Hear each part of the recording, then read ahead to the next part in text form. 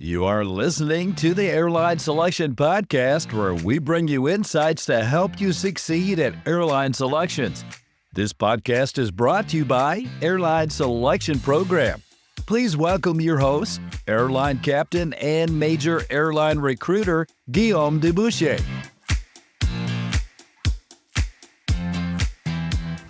Hello and welcome again to the Airline Selection Podcast, a podcast that's here to help you succeed at airline selections through stories, insights, and of course, the valuable input from our guests. And today, once again, we have Calvin, who's here, part of our Calvin Speaks series. So Calvin, how are you doing today? Yeah, pretty good. Thanks, Guillaume. Thanks once again for inviting me on the podcast. It's always a pleasure. So what are we going to discuss today? Well, I thought it might be very interesting for your viewers, particularly those perhaps who don't have much background knowledge of aviation, to discuss my career path, which was very, very different, of course, from today's. Because in the 1960s and the 1970s, I guess you could call it the analog era, there was no GPS, satellites, no computers, no iPhones. There wasn't much automation either on the aeroplane. And of course, none of the digital equipment that we rely on so much today. So when I joined BOAC, there was a requirement for 4 crew on the flight deck to operate the aircraft. We'd have a captain, of course. We'd have a first officer, a flight engineer who managed a very complicated panel to the side of the aeroplane. And in fact, strangely enough, on the VC-10, he had his own throttles, his own thrust levers on his desk. So the captain, rather like if you can imagine, rather like a boat, the captain would say, "Mr. Engineer, 80% in one." And he would then set his throttles to 80%. And the captain would only touch his thrust levers or his throttles when he landed the airplane, effectively. So we had a captain, first officer, a flight engineer, and a navigator. And the navigator, of course, we had no GPS. So we had to navigate the airplane literally by using the stars, by astronavigation. Astronavigation. Tell us a bit more about that. I think that we could do quite a fairly long, perhaps even an episode on astronavigation. It's a very complicated and an interesting subject. So what's that about? Is it about astrology, about the sort of star sign of each crew member? Or what does that involve? Yeah, that's very funny. No, of course, astronavigation you use a sextant, effectively, which we push through a hole in the roof of the aeroplane. It was like a submarine, in fact, and a periscope that would go up, and you would measure the angle of a star. Well, you'd measure the angle of 3 stars, and that gave you a position line, which means there's a circle actually on the surface of the Earth. You were somewhere on a circle. So you did that for 3 stars, and where all of those lines intersected effectively was where you were. Now, it took a good 20 minutes to set up a fix, and the aeroplane was doing 600 knots. So in that time, you'd gone 200 nautical miles. Believe you me, have any sort of accuracy for me was totally impossible. You were lucky really to have an accuracy of 10 miles was good. 20 miles was probably the norm. Yeah, reading it from your book, I remember that you would go into the Pacific, in islands in the Pacific, right in the middle of the ocean, and you'd manage to find a relatively small island using this means of navigation on the VC-10, correct? Yes, I did indeed. Perhaps if I explain a little bit more about why I was navigating, we can continue that. Okay, so the point is because we had no GPS, the aircraft did need dedicated navigators. And of course, there was a large supply after the Second World War of wartime navigators. So BOAC used those navigators. They weren't pilots, they were navigators. But as I think I said in the last episode, by 1970, all of them had to retire because the retirement age was quite simply 50 years. So what BOAC did was that they decided, well, what we'll do is all of these new co-pilots who are coming in to join us, we will train them as co-pilots and as full navigators as well. So when I joined BA in 1969, just approaching my 20th birthday, I became a navigator. I had to do a 3-month course of navigation. And then about 6 months later, I then went to Shannon in Ireland to train as a co-pilot. And on a normal trip, if we had 2 young guys like me, it was quite possible to have a young co-pilot and me as the navigator, we would swap over. If we had two pilot navigators and we went away on a 2-week-long trip, the two of us, the two co-pilots, would swap alternate legs to navigate, and the next leg you'd be a co-pilot. If you can imagine, you're away for a very long trip, it could be up to 3 weeks long. You did quite a bit of navigating, and as you mentioned, the most difficult place to navigate for me was across the Pacific. We also used something called LORAN, which was not very good in terms of giving us, and it would give us a long sideways lateral accuracy, but it wouldn't give us along our path. So we used a combination of LORAN, we used a combination of very much relied on astronavigation, and somehow I managed to navigate across the Pacific with basically just a stopwatch and a sextant. So you had the sextant fix, which intersected 3 circles, gave you a position, and then you knew which heading you'd been doing for X amount of times, and then it was you just using your watch and your heading basically. We had no such thing as LNAV. In other words, we didn't have a lock on the autopilot we only had heading, that's all it was. And so we navigated and adjusted the heading during the sectors. So what I did as a navigator, I would just work out hopefully where my position was, and I would pass a piece of paper to the captain which said heading whatever, and he would then turn onto that particular heading. When watching Masters of the Air, you see there's a navigator on board the plane as well who's plotting, and you see he's scrambling a lot. You were saying that, were they using the sextant there as well? Because, 20 minutes to plot what were they doing then? No, they couldn't. The thing is, the Astro obviously is a lot better during the night when you have stars. Yeah. And in the Masters of the Air, they were always daytime. So it was really dead reckoning. The whole time was dead reckoning based on very inaccurate wind forecasts. So they were very often, of course, they would also use visual clues on the ground, like map reading, effectively. They would use stopwatches, of course, and there were no radio beacons, of course, because the Germans would be able to use them as well as the Allies. So there were no radio beacons. It was all a dead heading. But I think in the RAF, they did actually have a rudimentary sextant that they could use at night, because the RAF only ever bombed at night. So they had the luxury of stars, yes. And then actually later on in the war, they invented a very rudimentary radar called H2S. I think basically it was hydrogen sulfide screen or something like that. And they were able to use that in a map mode they could distinguish rivers and towns and things like that, but it was very basic. Okay, excellent. So now we've got the state of technology when you got started now. So I think today you wanted to talk a little bit about your career when you started. Yes. So we've discussed this quite a lot when it comes to flight training, the state of technology to an extent. And now it's about how did you go from that to where you were when you ended your flying career? Okay, well, I joined the VC-10 at the last episode. I mentioned that we only had 44 airplanes in BOAC, and it was either the VC-10 or the 707. They both required pilot navigators. But I was assigned to the VC-10, which was often regarded as a superior fleet, of course. I believe I went on the VC-10 because it was a lot easier to fly and land than the 707. And I don't think they would have trusted me on the 707, joking, of course. I joined the VC-10 fleet, and I flew on the VC-10 for 6 years. And in 1975, well, first of all, the very first 747 came out in about 1970, if I remember rightly. The problem was that BOAC had a big strike and the pilots wouldn't fly it. So it was a couple of years, I think, before it was finally introduced. Well, in 1975, I was 25 at the time, I managed to swap fleets and go to the 747-100 as a co-pilot, of course.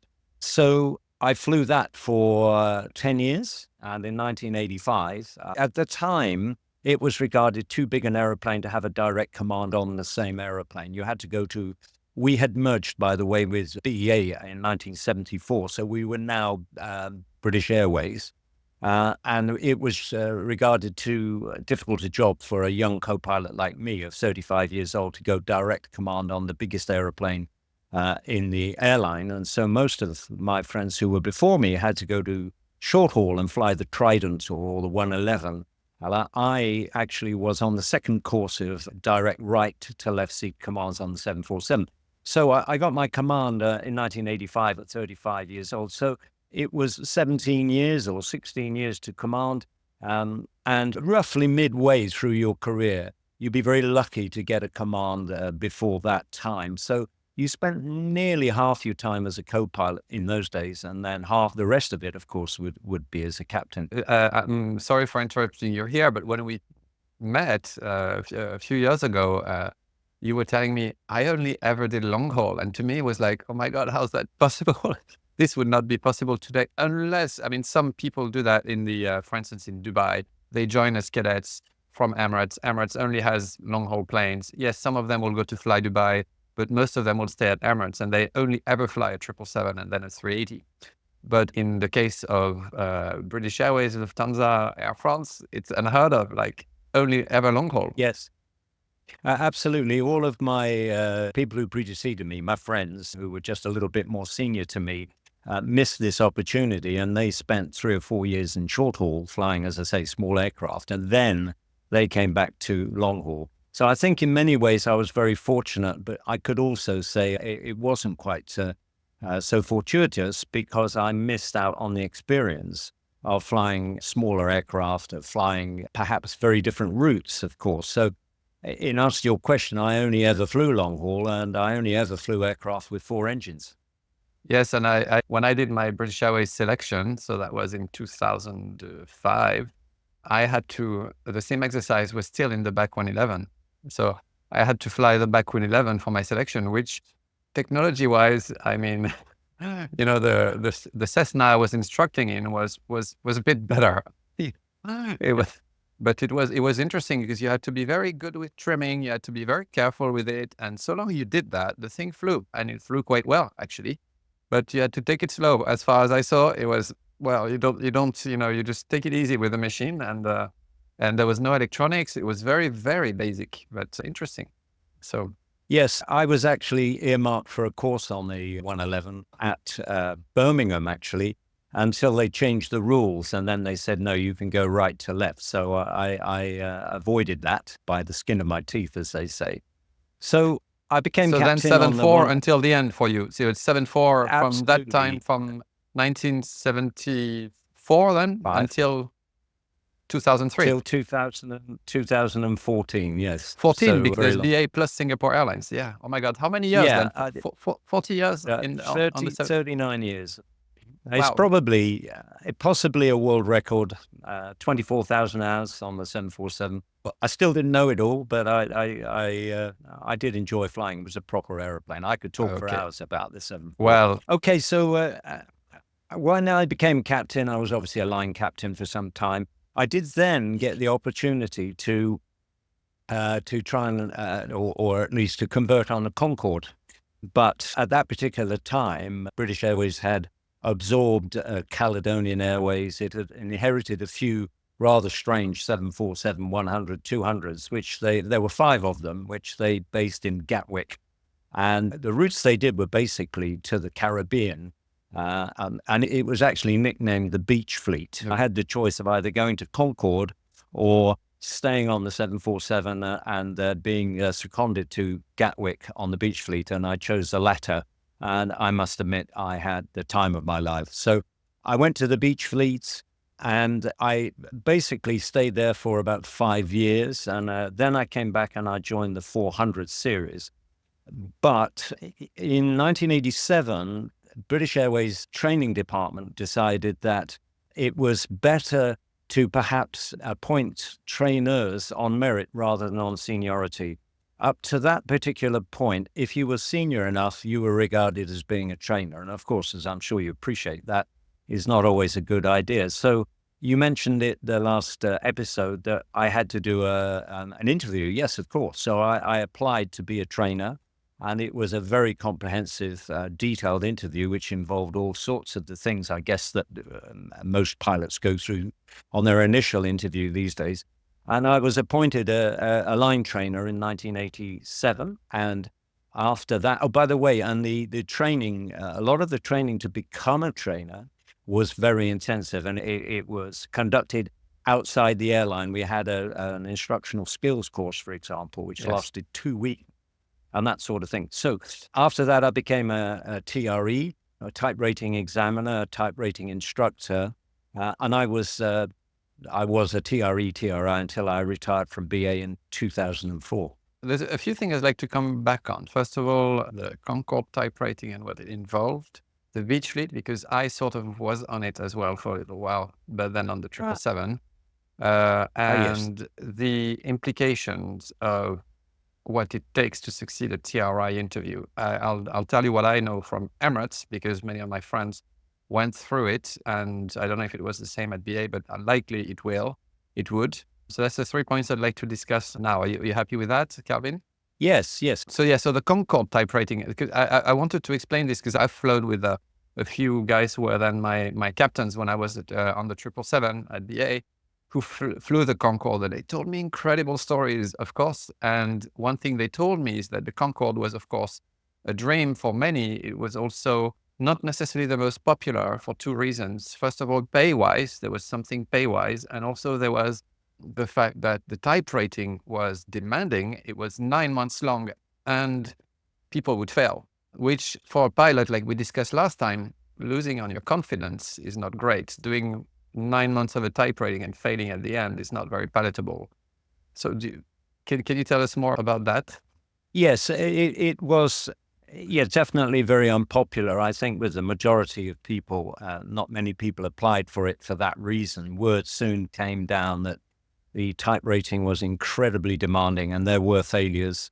9 months, of course, on basic pay as well was not very attractive. The aeroplane itself, I think, was iconic, without a doubt, the most beautiful aeroplane. I've actually flown in it a couple of times. I've sat in the flight deck and so on. It is a beautiful aircraft, but it was very old-fashioned, It was analog. The whole thing was analog. It was demanding to fly.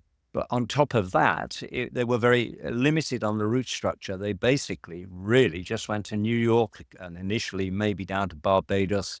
But they were really, really pushed on range and so on. Whereas, of course, long-haul flying for me, I much preferred going places. So for me, I much preferred to go all around the world, or at the time of the beach fleet, would go all around the Caribbean. We'd go to Miami and to Dubai and places like that, Seychelles. And that, for me, attracted me, I think, much more than actually just flying an aeroplane, which was difficult to fly. But we see countless videos and vintage footage of the Concorde landing in Hong Kong and in various places. What was that? Why was that? They were just one-off charters. You could never guarantee, you couldn't. We had something called the bid line, which I know you're familiar with, which would give you a chance to request trips based on your seniority. But if you looked at the bid line on Concorde, they would have none of those in there. They would be just New York, because these were one-off charters. Quite often, Concorde was chartered to take passengers to join a cruise somewhere, mostly Miami, but occasionally maybe Hong Kong. But really, very rare. You'd be very lucky. And I'm sure the senior management snapped those trips up because they were different. Yes, and sometimes it would have very rare, I assume sometimes royalty ticket for sometimes for you. Certainly in France, François Mitterrand took it. we know that. But actually on the flight where the very sad Air France crash happened, it was actually a charter flight. Yeah, it was a charter flight by German a group passengers. of tourists to go somewhere, and they would pay for it. And then, of course, the airlines would do it. Interesting. Then the beach fleet. So the beach fleet, I was on the beach fleet as well, because the 777, when I joined, had all the 777s, which were gradually becoming higher in numbers as compared to the 747. When I was supposed to go on the 747, I was very disappointed they put me on the 777, because the year when my bid got successful, I got successful on the 777, and the next year I was successful on both. And so they pulled me on the bid of the year before, and they forced me on the 777, which was not that bad, of course, especially since the 777 was getting more and more of the good trips. The 74 was still the king of the air, the queen of the skies, and certainly the one with most prestige and seniority on it. But gradually we got the Singapore-Sydney, we got more and more of the nice flights. And part of this, we had the beach fleet. So we had a few aircraft stationed at Gatwick. it's interesting, you see, because it's like 20 years later, still the same setup was there. And we would fly to Barbados, or we would fly to St. Lucia, stay in an all-inclusive hotel for a week, and I would just do day trips to the islands, which was, I mean, 1 hour to an island and back. There's a worse way to work. It was good fun. And we had Gatwick crew as well, which were, in a way, they were different. They had a sense of humor, which was, I don't know, it was nicer. The Heathrow crew were nice. The Gatwick crew were very funny. Yeah, so I would agree with you. In my day, obviously a bit before yours, we had 5 airplanes, but because they were, as I said, sourced from other airlines, they were all different in terms of engines, in terms of instruments. Some had strip instruments, some had CF6 engines, some had Rolls-Royce engines, some had Pratt & Whitney engines. All 5 were different. And that actually was an interesting problem because you didn't always fly the same aircraft, of course. So you might take, as you rightly say, take an airplane to Barbados, and the next airplane you pick up has a completely different cockpit layout or instrumentation. And it was quite a challenge, actually, from time to time to think what the heck was going on. All we did was what was called a differences course, which was a couple of hours in a classroom, no simulator at all, just to learn the differences between the various types of aircraft. However, as you say, in the early days, I would suggest it was a lot better than later on. Away from Heathrow, or as you rightly say, Gatwick crew were much more relaxed. There was much less of this feeling of being watched and judged all the time. Yeah. And so it was a very relaxed atmosphere. The crew were great. There was no us and them. There's no cabin crew versus the flight deck and so on. Everybody joined in, and we had fun, as you rightly say, too. We would stay in a hotel for a week and do these little shuttles from island to island and then come back again. It was like a little holiday, really. I loved it. I much prefer to do that than be on Concorde. Excellent. So you chose this. And then I wanted to go back on the state of technology as well of the 747, just to be clear. So the 100s were the first ones. So they were produced in 70, 71, and then they started around the same time as Concorde, actually, just by about a year or so. Yeah. And so then they were in full operation for how long? When did the 200s, 300s, and 400s arrive? I'm smiling there because the 100, I think, had an original life of about 15 years, and I was still flying them 30 years later, effectively. So the early aeroplane, the ones that British Airways had, the 100s had a Pratt & Whitney JT9-3A engine, which was very underpowered, considering. So the engine technology lagged behind airframe technology at the time. And we did have quite a few engine failures because these engines were really being pushed to the limit. So that was pretty interesting. Then the 200s, I'm trying to remember when the 200s came in. I've got a feeling it was probably around about 1980, or maybe before. Oh, it must have been earlier than that, 77. Now, these were a slightly redesigned wing, and they had RB211 engines. Now, they were the very first RB211 engines. And although they were very powerful, they also suffered from problems such as stalls on descent. Nearly always happen. You could always expect an engine to stall and you have to restart it on the descent to begin with. So those were the 100s and the 200s were the mainstay of BA for many years. And then I think in 1982 or something like that, the 400 came in, which of course was quite a different aeroplane. It was now a 2-man crew. Earlier on, the 74 was always a 3 crew with a flight engineer. And so you never had the 300s because they were quite popular as well. Yeah. I think Air France had quite a few of them. Okay, so we're 100s, No, we didn't. 200s, and 400s. So they came when, the 400s? Yeah, I think about 1980, 81, 82, something like that.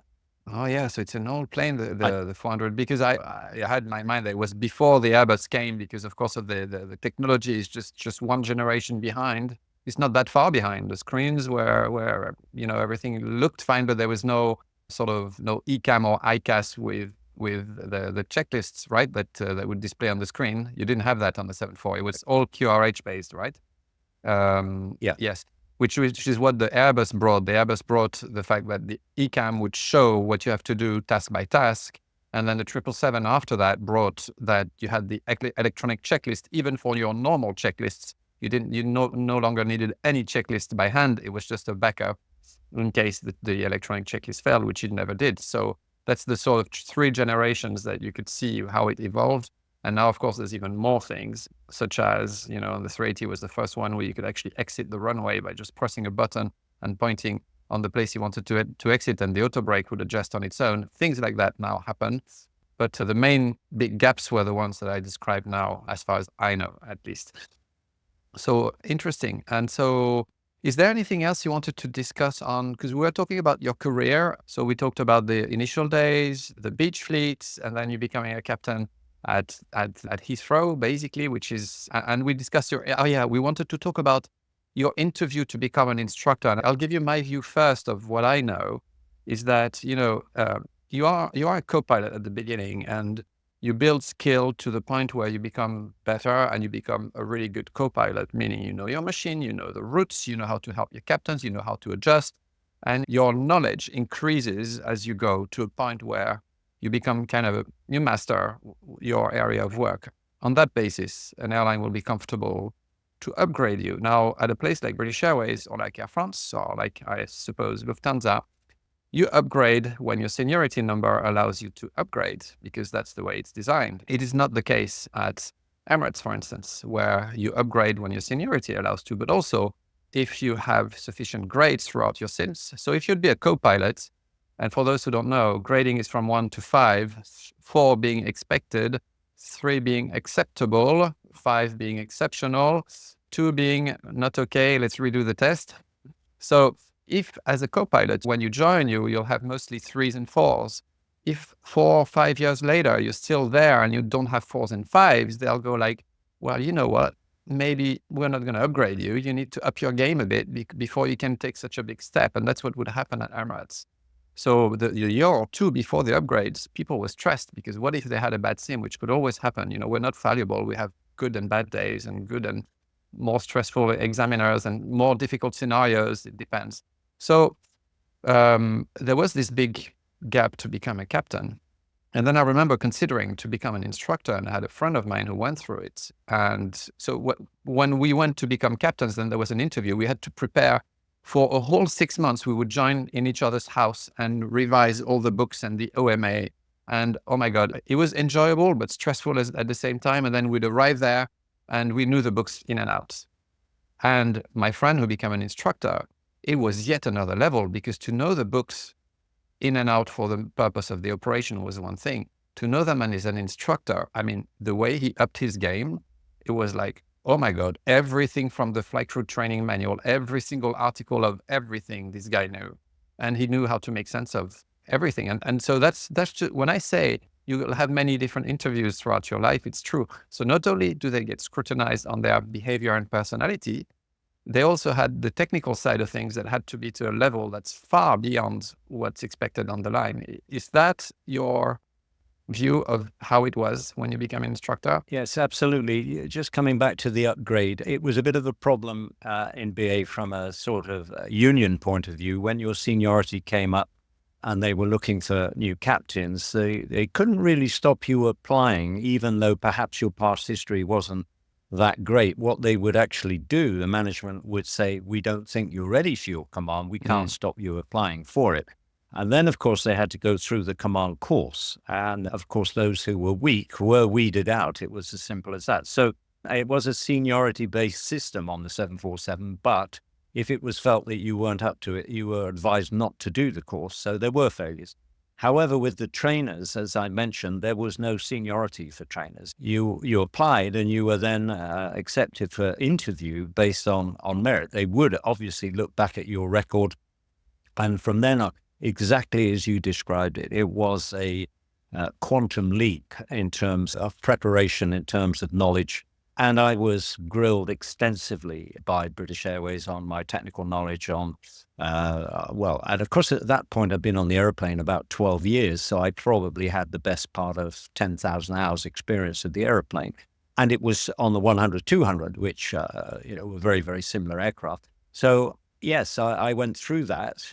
And on top of that, then we had to do, as I say, this instructional skills program, which was also accessible at that time, which was held by a third party, nothing to do with BA, and I think in some stately home and somewhere in England, where we had to learn instructional skills such as presentational skills, such as interpersonal skills, CRM, of course, training CRM was definitely on the go at the time. That was pretty intensive too. 2 weeks in a hotel with in-house psychologists and people making notes on you wherever you went. There was someone with a clipboard making a note. So it was intensive. As I say, I was very lucky to be one of the few very young instructors. It did actually cause a little bit of a problem because the senior guys felt, well, how can this whippersnapper, this young guy, how can he assess me? At that point, I wasn't a TRE. I was a line trainer initially. Then I became a type rating instructor. But to do my examiner, my TRE, I had to go to Gatwick and do it with the CAA, with nothing to do with BA. They ran the course. And that was very old-fashioned. That was back to sort of RAF days with not much emphasis put on interpersonal skills. It was much more to do with flying the airplane accurately and learning the limitations for conducting an instrument rating, for example. That was really tough. That was also 2 weeks in Gatwick, and I think we stayed in the Hilton Hotel, if I remember rightly. And that was a time that I'm quite glad I don't have to do again. I think it's valuable for our audience to know, when at low-cost airlines or smaller airlines, you can become a TRE quicker with less scrutiny. But in the context of British Airways, and I'm pretty sure it's the same at Air France, it certainly was at Emirates, and I'm sure it's the same at Qatar, for instance. You really up your game massively, again, from captain to instructor. And I know, by the time I left, if I'd stayed at Emirates, I would have stayed maybe some more years. I would have really liked it because it forces you to up your game. It forces you, to teach something, you need to be very, very good at it, actually. And it helps you every time you teach it. It helps you make it clearer in your own mind as well. And then one thing that as an airline pilot is very stressful as a line co-pilot or as a line captain is going back in the sim, because you go to the sim twice a year.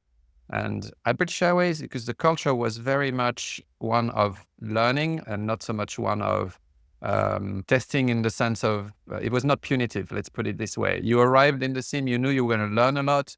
You knew 99% you were going to get out still with your license and no issues. So to say that would sort of have an impact on your career at Emirates, it was very different. And so it was a stressful time. And I would say a month before, you were getting the scenario and you were thinking about it day and night and starting to revise with your friends again in togethers houses. Well, some of us had whiteboards in their homes and we were drawing things. It was like that. And of course, if you're an instructor, then you see the scenarios often. You know the airplanes a lot better because you know what happens when you press that button. Buttons you never press when you're in a normal operation, because why would you press that button when the airplane is perfectly functional, right? So yeah, that's something I personally regret I didn't get to that point. And how many hours instructing have you got, Calvin? I think the last time I counted, it was about 5,000 hours, but I must have quite a lot more than that because I was also an instructor in Singapore Airlines. And the sim was right next to the management office where I worked. And so I would do the early morning sim and then go into the office for the rest of the day, or do the office from 9 o'clock until 5 o'clock and then go into the sim afterwards. So I would like to think that I had more than 5,000 hours instructing, and that's very conservative. But it's interesting what you say, because one of the fascinating things about being an instructor, particularly in the simulator, is that you could see how people react because they would wind themselves up. They could very easily fail themselves simply because they were so uptight. And I think my real strength in instructing was to try and engender a non-punitive atmosphere in the simulator. Yeah. And that wasn't purely unselfish, because if people failed, I had to do an awful lot of paperwork. If people passed, then it was much less work for me to do. I had very good, I must say, blowing my own trumpet, as we say in English, I had very good success rates on average. Most people, I had very few failures in BA. I failed quite a few people in SIA, but that's a different story. Yeah, I think what you say, I would like to have you as an instructor and examiner and all the time, because that's what you need. As a pilot, if you are in a punitive culture, your life becomes stressful as you approach the sim. And I think those airlines, and that's a message from me to all airlines to do this, honestly, as pilots, this has a negative effect on us. It's stressful to us. It actually, in one way, there needs to be a stick, in the sense that there needs to be consequences to actions, okay? You do something wrong, particularly if you do violations or even worse in disciplines on the flight deck. You make decisions that make little sense. Surely there has to be a stick and consequences, whether people get demoted or in some cases they have to leave the airline. And at some airlines, because the unions are too strong, speaking of what I know of the airline of my own country, sometimes consequences are so little that it has an adverse effect. But then if the consequences are extreme for little things and the sim atmosphere is felt as you could walk in the sim from that door with a license and exit without, and you're worried because you've seen that it happened to others who were perfectly good pilots, this culture of fear is not okay, because you're going to have it your whole career and you're going to actually live with that.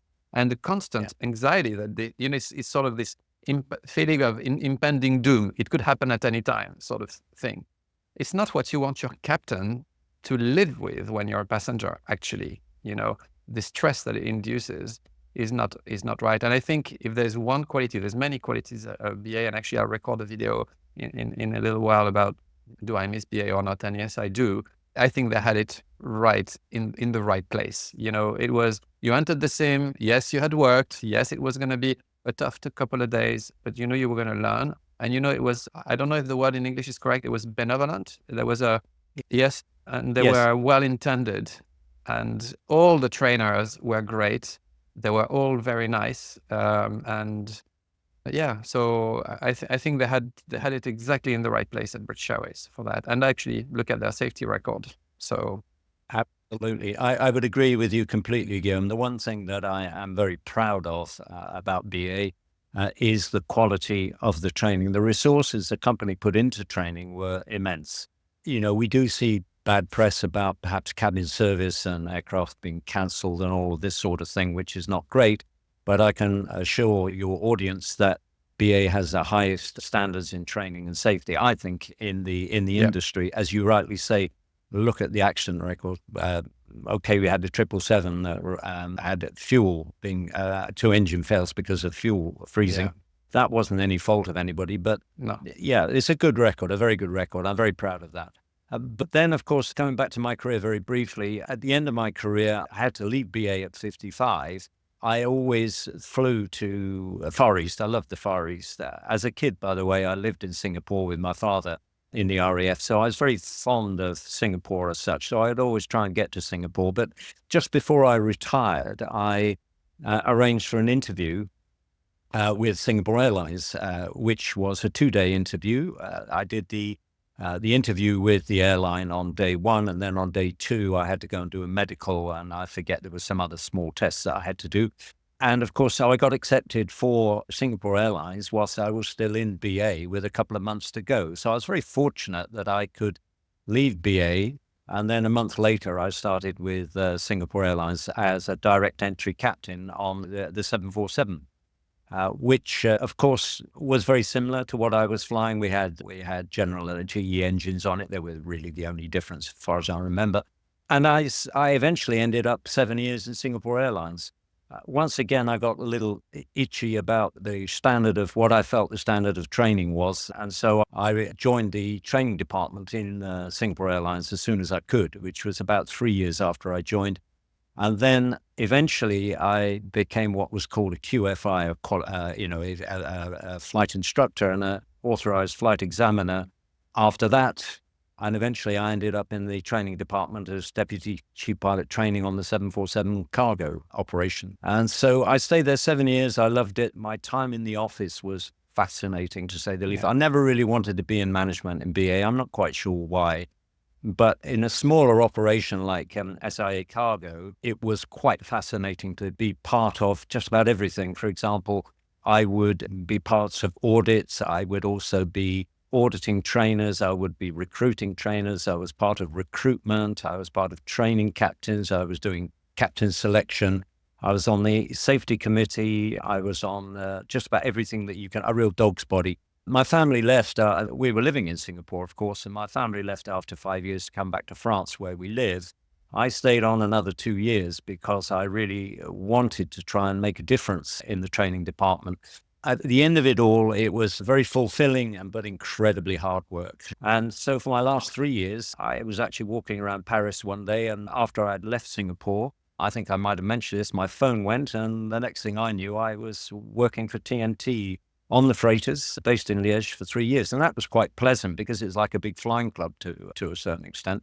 But very Yes. sadly, I had to finish. I thought I was on top of my game when I retired. And I have a big issue with people having to retire at 65 years old if they are still competent, if they can pass their medicals and if they can still pass their competence checks in the simulator. Why do you have to retire? So I was forced to retire. And not long afterwards, that's when I met you when we were working together on doing MCC courses on a 320 sim. Indeed, indeed. So yeah, interesting that you mentioned now management and also the freighter. So did BA have any freighters on the 747 itself? Yes, they did. They had, I'm just trying to remember how many, but I think it was two. And that actually it was possible to get an earlier command on the freighter, if I remember. There were 200 series freighters, not 400s. But that then became a separate airline or a separate entity after that, although they were crewed by BA pilots. I never went Oh on to the yeah, freighter. it had a different name, right? They had, Yeah, it did. What was it called? I can't remember now. I can't remember now. But yeah, because what I wanted to touch on was the freighter at Emirates, we flew the freighter. It was part of, we could fly any plane, a 200, 300, 300ER, and the freighter, which it's a very, very different type of operation, the freighter, with, guess what, no passengers. So no cabin crew. Sometimes you would have a crew, but it's rare. I loved the freighter. I loved the freighter because it was, you could dispatch the airplane quicker, you would leave the airplane quicker. It was like being at the Aero Club. Of course, there was a lot of things to know about the risks of what you transport, and particularly it not being harnessed properly, which could cause massive issues if any of it would move. And of course, you're not the one who's wrapping it down. So you have to trust someone who's not going to have a linked destiny with you to do their job well. All of this you had to know. The large variations in weight, which would cause performance implications, which could warrant a full video on its own, that one. But I loved the freighter operation. And also it goes where they tell you to go. You go where the parcel needs to be delivered, so to say, which means that you go outside of the network. You go to Kabul, you go to Bogota, you go to places that you would, that are to some extent a bit, extreme, which forces you again to up your game. So I found that and during COVID, I flew quite a lot during COVID. That's what we did. We delivered vaccines to places far away in very tough conditions, doing 22-hour duties with 4 crew in very strange environments. Normally when you're 4 crew, you just go 14 hours in one direction. Now we did 6, a 4-hour turnaround with people putting vaccines on seats and harnessing them manually and flying back, using a passenger plane as a freighter. All sorts of stuff happened during COVID. But anyway, it was interesting. And now, did you have something to say about cargo flying, of course? Well, strangely, exactly what you just said. It was in many ways much more challenging to operate the aeroplane. For example, in TNT, we had the 747-400 ERF, extended range freighter, and the takeoff weight could be as low as 185 tons, if I remember rightly, and the maximum takeoff weight was 412 tons. So you have a huge range of takeoff weights, which means the handling characteristics of the aeroplane after takeoff can be very different every time you fly it. Secondly, the landing weight on the ERF was 310 tons or 309 tons. That's high. Now, that means that you're doing a descent, your approach speed is about 180 knots, which means your descent rate is 900 feet a minute. 1,000 feet a minute is regarded as being outside the envelope, so you had to take a lot of care. It was difficult to fly. You mentioned Bogota. If you go to Bogota, where your ground speed is much higher than this is very technical, but your ground speed can be maybe something like 200 knots or 220 knots, your rate of descent would need to be 1,100 feet a minute. So you're continually getting warnings going off. And so that makes it very, very challenging at heavy weights. The other thing you did mention, which made me smile a little bit, was I had exactly what you mentioned about the freight being secured correctly. In Anchorage, we had an inspection by the FAA, and they discovered that one of the tie-down straps at the back of the aeroplane was frayed, and I had a violation on my license as the captain of the aeroplane. But you have to get somebody else. It's called delegated responsibility for the loader to actually, it was his responsibility, even though I am or was overall responsible for the whole aeroplane. And so it took a year for Singapore Airlines to persuade the FAA to remove this violation from my license. Yeah, interesting. I think we could do a full video on freighters, and this video is getting on a bit. So what we'll do, I wanted to touch very briefly on management, because you were in management. I was in recruitment, which is not management, but I encourage all of you to show interest in your airline.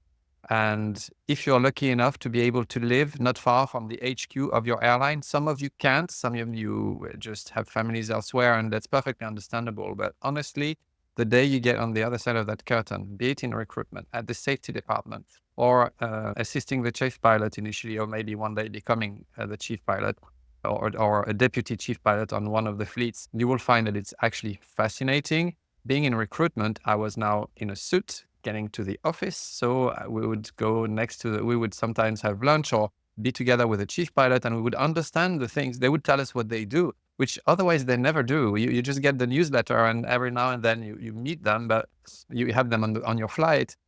It's fascinating what they do. Yes, there is a punitive element to what they do when things don't go well. Some pilot has to explain what they do. I guess that's not the most pleasant thing that they do, but they do a lot more things.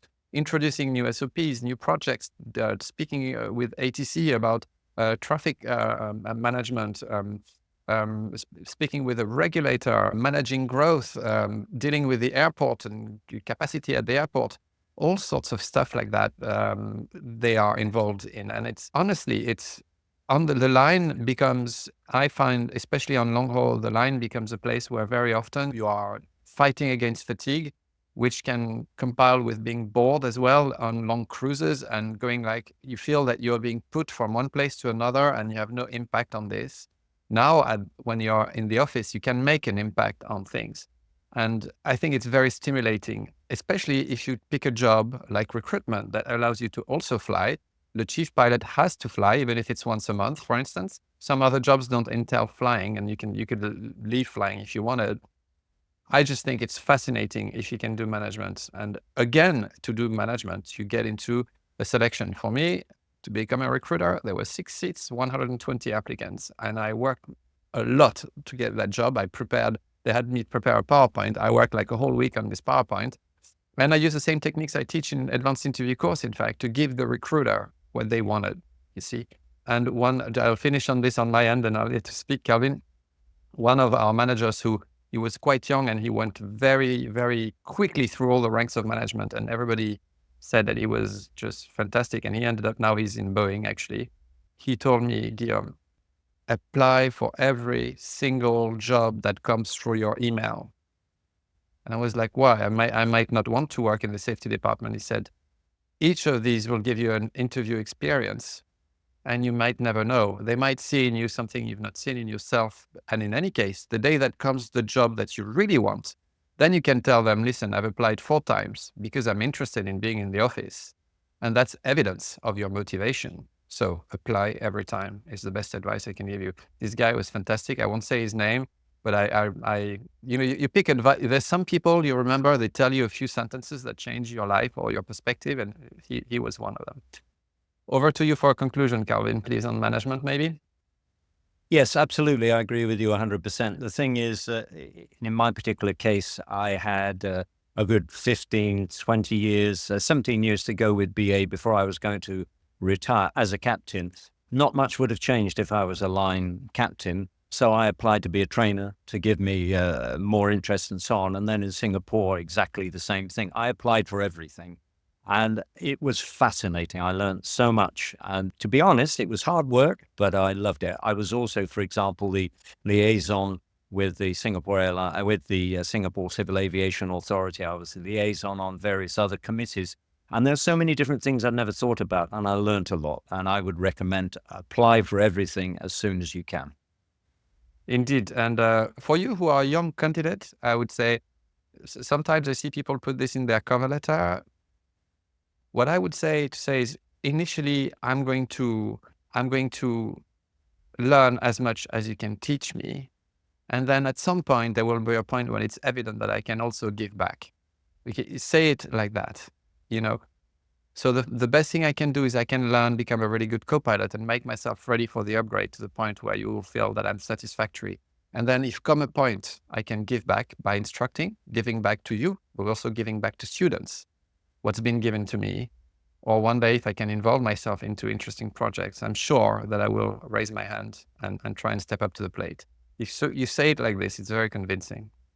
What's happening now, of course, Guillaume, is that I've retired, but I'm still giving back now by working at an ATO locally, because I really believe that I can help these young guys go through what I went through, and I can give them, well, as we're doing here on this podcast, the benefit of my experience and encourage them a motivation. That's the most important thing, is I think I motivate my students to really try hard. And that to me is very satisfying. Great. And you're doing a great job at it. I know your students are so happy with you. And I think your ATO is blessed to have you, because this wealth of experience is something that, you know, when you meet someone you don't realize, but I hope now by this episode, you realize what kind of career you can have and the wealth of knowledge and experience that Calvin has. Calvin, we're going to wrap up this episode. We've got more that we will do to bring even more value to our audience. It was a pleasure to have you. And as always, we're here to help you also with your airline selections through our guests, through valuable insights. You can find courses. Many of them are free. We have a free course called the 10 Things You Should Know About Airline Selections. We've got some courses to help you as well with specific airlines. But our main course, Advanced Interview Course, is to help you succeed interviews throughout your career, whether it's the first one or all the ones that we've discussed now in this episode, so you can have a successful and fulfilling career. We'll see you in the next episode. This podcast was brought to you by Airline Selection Program, a company that is focused on helping you succeed at airline selections. Our flagship course, Advanced Interview Course, has helped hundreds of pilots just like you become successful. Visit our website at online.airlineselectionprogram.com and find out how you too can get the job of your dreams.